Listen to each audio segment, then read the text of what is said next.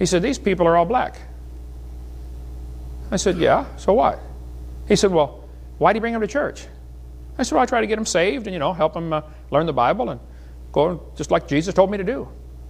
He said, what do you mean get them saved? They don't have souls. I said, are you part of the KKK? He said, yeah, how'd you know? Oh, just a lucky guess, Well, listen, you idiot, they do have souls as much as you do. The color of your skin makes no difference.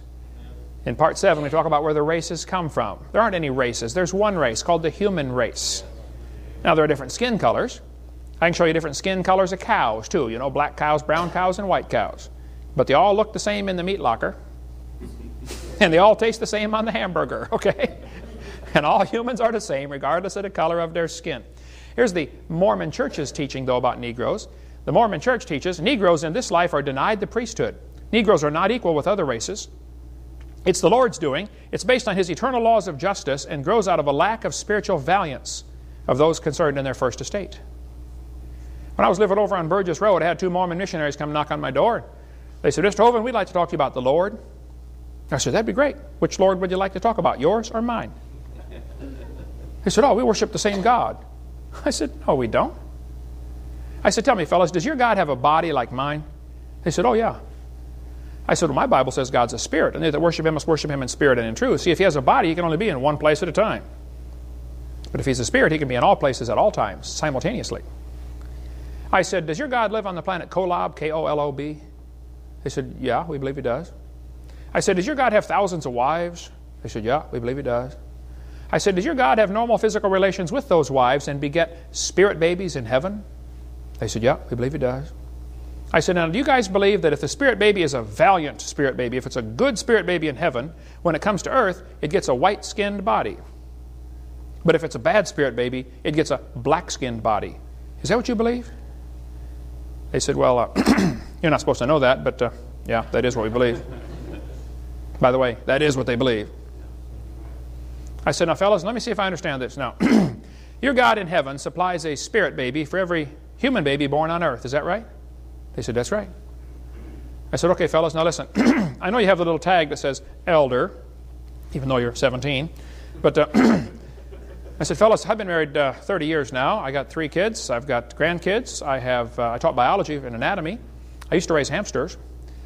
I said, did you know there are 2 babies born every second? 2 per second. 24 hours a day, 7 days a week. I said, and your God supplies a spirit for every one. When does He get time to answer your prayers? Boy, they knocked the dust off their feet, and I guess I was anathema from then on because they never came back, brother. I don't know. I wanted to talk to them some more, but they didn't want to talk to me no more. That's a dumb idea that you could black spirit babies up in spirit babies in heaven. This is dumb. This is crazy. Okay, it's not true. We're all equal. This Mormon apostle said, in a broad sense, caste systems have their root and origin in the gospel. It's by divine decree. He said, Cain, Ham, and the whole Negro race have been cursed with black skin, the mark of Cain. That is just silly, okay? This Mormon apostle said, if there's one drop of Negro blood in my children, as I've read to you, they receive the curse. The curse of black skin. That's dumb. He said, shall I tell you the law of God in regard to the African race? If the white man who belongs to the chosen seed mixes his blood with the seed of Cain, the penalty under the law of God is death on the spot. This will always be so. By the way, you ought to read the book, The Secret History of the Mormon Church. Get the phone number there. Go to the website, UTLM, UtahLighthouseMission.org. If you want to get all the lowdown on how the Mormons have killed people for trying to leave the Mormon Church or for marrying someone who's not the right color. Now, I know I'm in the South, and I preach the same message all over the South. But if you think you're superior because of the color of your skin, you're wrong, you're stupid, and you're not right with God. Amen.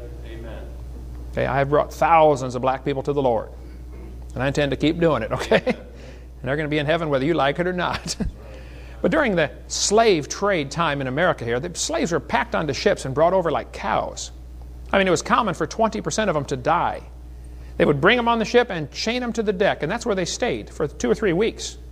I mean, they ate, slept, and went to the bathroom, same place, for 2 or 3 weeks. They didn't get up. Brought them over. Miserable, miserable conditions they brought them into, and then sold them over here like cows. Now, praise God for the good people who tried to take care of them. You know, some people really were good to their slaves. But the whole concept of slavery is based on the idea that one person is superior because of the color of his skin or because of what he believes. This is goes right back to the evolution teaching. Now, some people thought the Aborigines from Australia were inferior because they have bigger jaw bones, which is true. Their jaws are bigger. If you study the jaw of an Aboriginal, the bone structure is heavier. And people say, see, that's proof of evolution. No, it's not. The Aborigines are a nomadic society. They don't want to carry a toolbox around, so they carry the minimum with them. And when they get to where they got to go, they have to make their own tools again. And they use their teeth as a vice. They're constantly using their jaws as well as their hands, anything they've got, okay? And any bodybuilder will tell you, the more you build your muscles, the bigger the bones grow. So a person who's always using his jaws, his masseter muscles, is going to end up with bigger bones in response to that. After a lifetime of using your teeth like they do, you're going to have big jaw bones. It's got nothing to do with evolution. But somebody noticed this back 150 years ago and said, wow, the Aborigines have bigger jaw bones. So they went over and began robbing the graves of the Aborigines to get their heads for museums to be demonstrations for evolution. They treated the Aborigines awful. If you've seen the movie Quigley Down Under, where he brought people over there just to shoot the Aborigines, that kind of stuff really happened. They thought they were just, you know, an animal. These two folks went to Australia to collect specimens for museums. Interesting story here in Creation magazine. They said right here, a New South Wales missionary was the horrified witness to the slaughter by mounted police of a group of dozens of Aboriginal men, women, and children. 45 heads were then boiled down and the best 10 skulls packed off for overseas. They shot them just to get their heads for museum displays. Now, why would a museum want a head with a bigger jawbone? As part of an evolution display. Did you know the Smithsonian, I've been told, has 33,000 sets of human remains in their basement right now? They call it the Army of the Potomac. They would find people with the right jaw structures and put them on display in their museum. See, boys and girls, how this ape evolved to the human? When the intermediates, there's another human. You can go downtown Pensacola and line up 10 people and prove the same thing, folks. We could line up folks in this room. Some of you have bigger jaws and smaller jaws and sloped forehead and straight forehead. I had an Italian friend one time. I said, man, I got to look at you from the side. I could put you in a textbook, you know. His head went back like that. His nose stuck out. I said, you're the perfect missing link. Guy had an IQ way up there in the stratosphere. Brilliant guy. Just had a dumb-looking head, you know. And by the way, the size of the head has got nothing, the brain has nothing to do with intelligence either. There have been some incredibly high IQ people with brain sizes down around 1,200 cc. And there have been some really dumb people with some really big heads with 2,000 cc brains, okay? It's got nothing to do with intelligence. America, though, during this late 1800s, because of the evolution theory primarily, had a large eugenics movement. Eugenics was the idea that we need to purify the race, get rid of the inferior genes, and only let the superior genes produce children. There was actually a sterilization movement. People who were mentally deficient were often sterilized. They couldn't have any children. There was a large eugenics movement until World War II broke out.